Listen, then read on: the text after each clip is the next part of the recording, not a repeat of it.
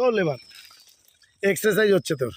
এই পাশে দাঁড়া দেখা যাচ্ছে। এই যে উত্তর বামনাতে আসলো, ডায়মন্ড হাবড়ার কাছে চেতলের সাইজ দেখে নেন। এই যে চেতল, এই যে চেতলের সাইজ দেখেন। এই চেতল দাদার পুকুরে পড়বে। এক একটা প্যাকেটে 102 পিস করে মাছ আছে। এই দাদা পুকুরে পড়বে। ঢাল মাছ ঢাল। এই যে লোকেশন ভিউ দেখেন, গ্রাম্য পরিবেশ দেখেন, কত সুন্দর লাগছে দেখতে।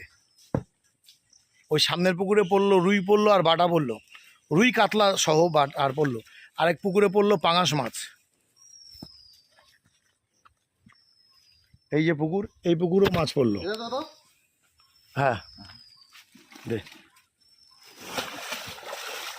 খাবার দিও শুধু। খোল খোল খোল, এটাও খোল।